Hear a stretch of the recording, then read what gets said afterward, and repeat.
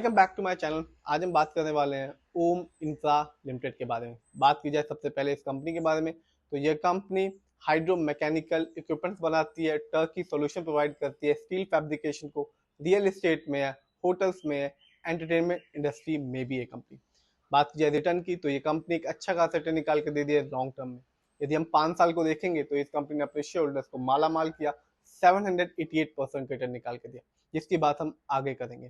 तो चलिए जानते हैं और देखते हैं इस कंपनी के अभी तक के दिए हुए रिटर्न्स को, फंडामेंटल्स को, शेयर होल्डिंग पैटर्न को। ये वीडियो सिर्फ और सिर्फ एजुकेशनल पर्पज है, नाम खरीदने की सलाह देते हो ना ही बेचने की। यदि आप नए हैं तो हमारे चैनल को सब्सक्राइब कीजिए और बेल आइकन को दबाना बिल्कुल मत भूलिए। तो बात आज ओम इंफ्रा लिमिटेड के बारे में।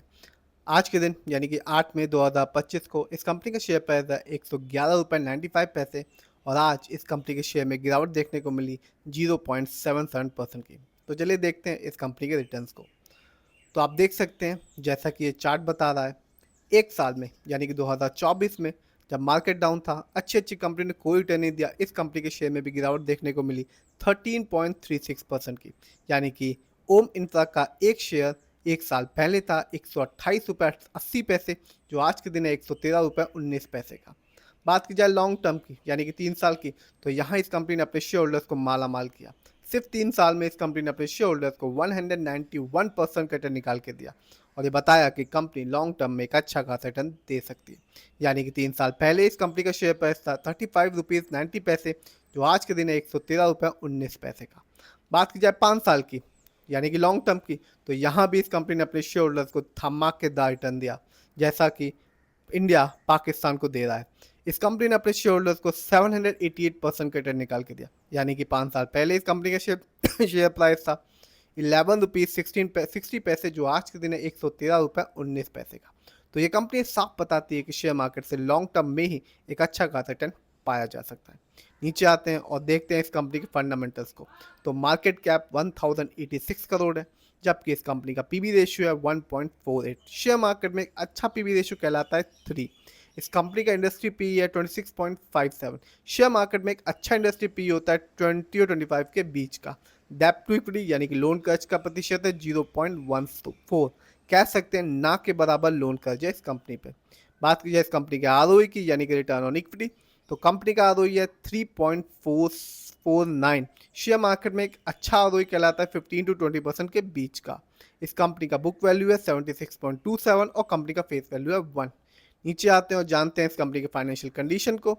यदि हम क्वार्टरली देखें तो अभी मार्च का नंबर नहीं आया है। यदि हम ईयरली देखें तो 2024 इस कंपनी के लिए एक अच्छा साल साबित रहा और कंपनी ने रेवेन्यू के मामले में अर्न किया 1153 करोड़, जबकि 23 में इस कंपनी का रेवेन्यू था 829 करोड़। बात की जाए और देखा जाए ईयरली प्रॉफिट को, तो 2024 में इस कंपनी का ईयरली प्रॉफिट रहा 47.10 करोड़, जबकि 23 में इस कंपनी का प्रॉफिट था 13 करोड़। बात की जाए इस कंपनी के नेटवर्थ की, तो 2024 में इस कंपनी का नेटवर्थ था 769 करोड़, जबकि 23 में इस कंपनी का नेटवर्थ था 728 करोड़। नीचे आते हैं और देखते हैं इस कंपनी की शेयर होल्डिंग पैटर्न को। तो प्रमोटर यानी कि इस कंपनी के ओनर्स और मालिक का पैसा अपनी ही कंपनी में लगा हुआ 67.05% का, जबकि रिटेल से नजर यानी कि हम लोग का पैसा इस कंपनी में लगा हुआ है 28.85% का, जबकि म्यूचुअल फंड्स का पैसा इस कंपनी में लगा हुआ है 4.06% का। ये कंपनी एनएससी में लिस्टेड है और एक साल में इस कंपनी का हाईएस्ट शेयर प्राइस गया 227 रुपीज़ 890 पैसे, जबकि एक साल में इस कंपनी का लो शेयर प्राइस था 97 रुपीज़ 5 पैसे। बात की जाए इस कंपनी की कुछ अच्छाइयों के बारे में, तो कंपनी ने अपने खर्चों में कमी लाई है। कंपनी ने एक अच्छा प्रॉफिट ग्रोथ परसेंटेज बना के रखा है लास्ट 5 ईयर्स में, जिसका परसेंटेज है 23.2 CAGR। कंपनी ने अच्छा डिविडेंड पे आउट परसेंटेज बना के रखा है अपने शेयर होल्डर्स के साथ, जिसका परसेंटेज है 18.9%।